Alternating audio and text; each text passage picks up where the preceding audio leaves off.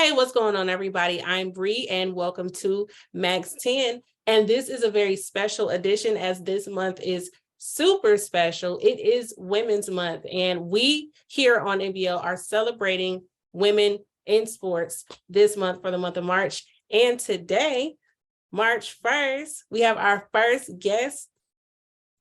Everybody, please welcome to the show, Coach T of the Mississippi Knights. Hello. Thank you so much for joining the show. You're welcome. Thank you for inviting me. Absolutely. So we'll get right into it. So how did you get into coaching? Well, it was kind of on the accident side. So it was like, well, I was doing what I do, supporting. Actually, my partner is actually the owner of Mississippi Knights. So we was actually in Memphis for something like a showcase, and I was watching the guys play, and me being a former basketball player myself, I know a lot about basketball, and it's kind of a hard thing with me. So I take it very seriously.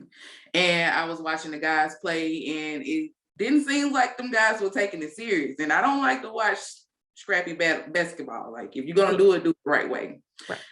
So it was like the first game they had, it wasn't like on a team level thing that I'm used to. So it was like after the game, and kind of like gave them a little prep talk. Actually telling them what they need to do, what they're doing wrong to, and what things they need to do to fix it so that they can actually come together as one and actually win their next game.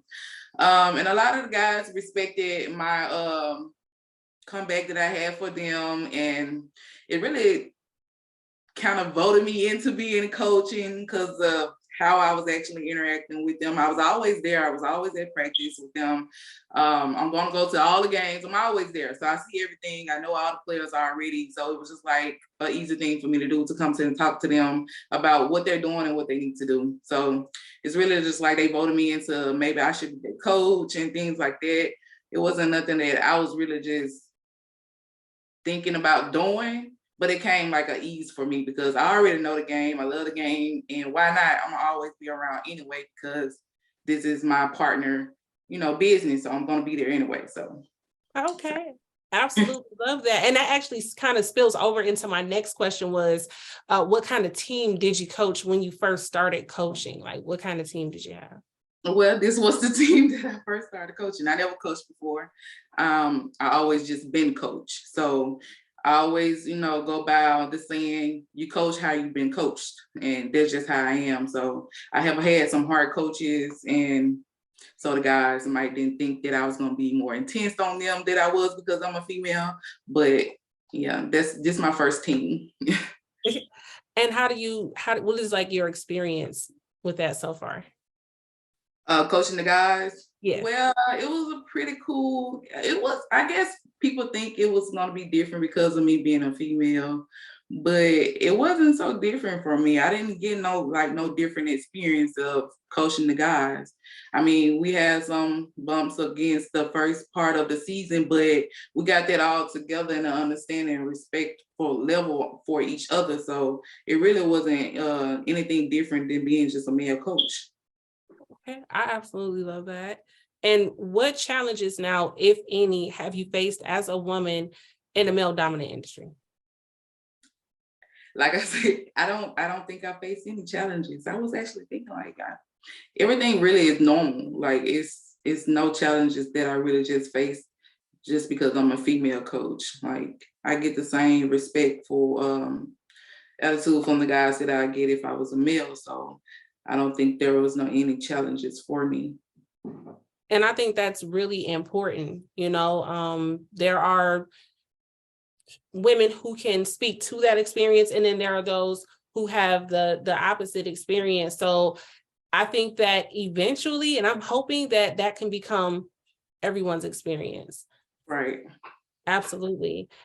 So what is something that you absolutely like? Is there anything that you've picked up that you just love about, absolutely love about coaching? Well, I love coaching due to the fact that, like I said, I am a former basketball player, and it gives me the opportunity to actually be around that experience again. I kind of wish I was a player than the coach, but I take the coaching what I can get right now, but I actually love it because, like I said, I love basketball.